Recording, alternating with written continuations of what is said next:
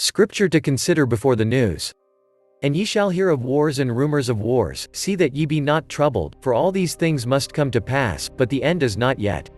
For nation shall rise against nation, and kingdom against kingdom, and there shall be famines, and pestilences, and earthquakes, in divers places.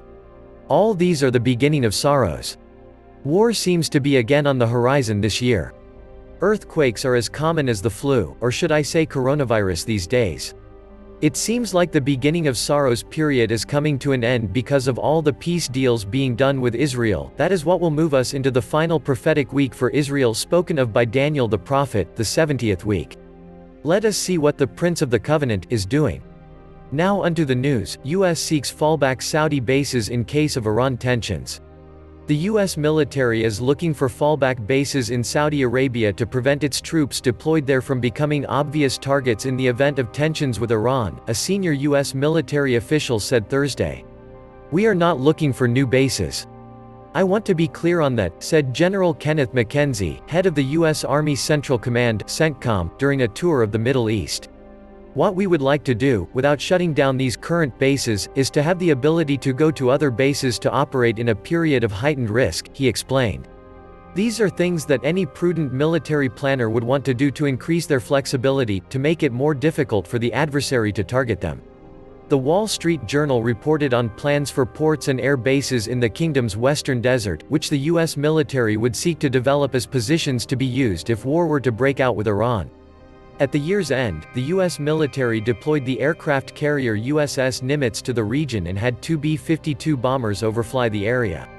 The show of force was intended to deter Tehran from carrying out any attack on U.S. forces on the first anniversary of the assassination by U.S. forces of top Iranian General Qasem Soleimani.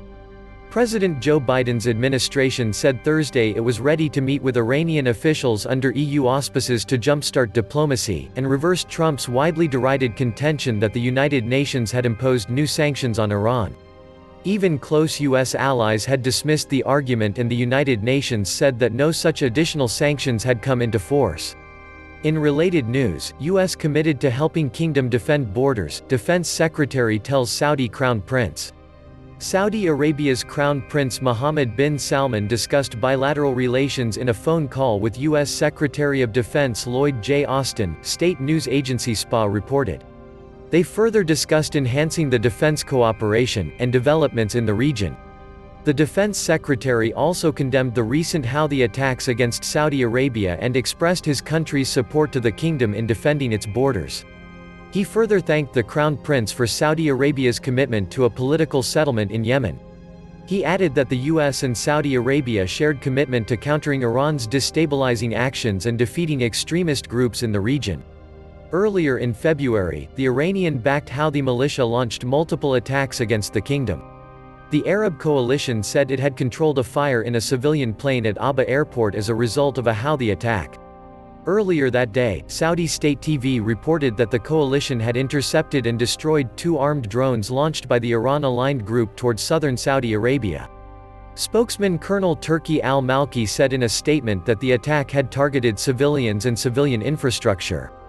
It was the third day that week that the coalition said it had intercepted Houthi drones fired toward a southern region of the kingdom that borders Yemen.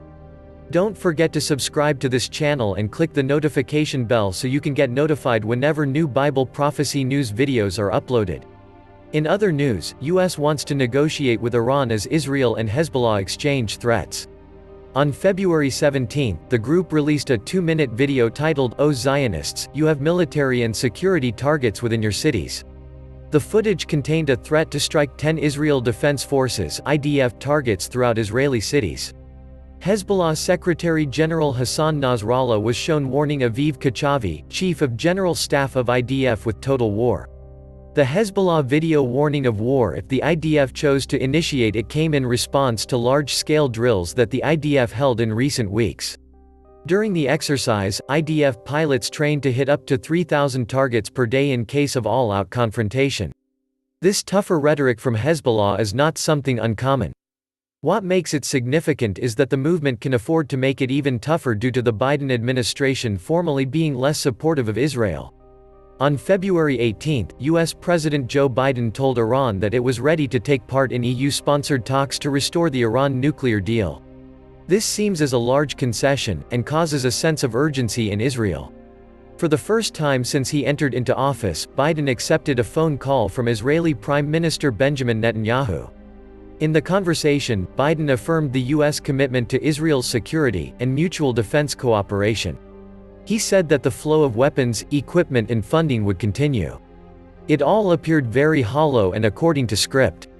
Similarly to what U.S. President Barack Obama did, Biden promised to increase Israeli military aid, but that also means it will not get any more tangible support. This is all good and well, but it simply means you will not feel as special as you were when Donald Trump was around. February 2021 seems to be the month of the axis of resistance, with Iran's campaign of non-compliance with the nuclear deal giving fruit.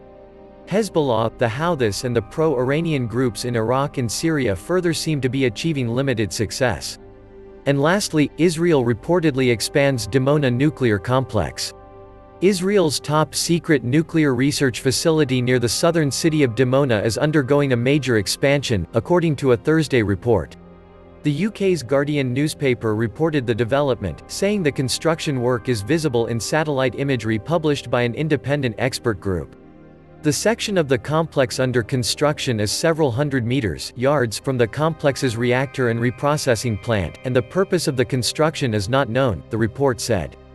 A researcher with the International Panel on Fissile Material, which first noticed the construction in the satellite images, told The Guardian that the construction appeared to have started in early 2019 or late 2018. Israel's Dimona Nuclear Research Facility is officially called the Shimon Peres Negev Nuclear Research Center. To this day, Israel has never acknowledged that it has a nuclear arsenal, instead maintaining a policy of nuclear ambiguity while vowing that it will not be the first to use nuclear weapons in the Middle East. Are you getting a sense we are heading to war? No wonder we just recently landed on Mars, the ancient god of war. If you liked this video, please give it a thumbs up. And stay tuned to Watchman Report for more Bible prophecy news. To learn how to receive forgiveness of sins and get your name in the book of life, visit beingjustified.com today. Behold, now is the accepted time, behold, now is the day of salvation. Tomorrow is not promised, make sure your eternal soul is being justified.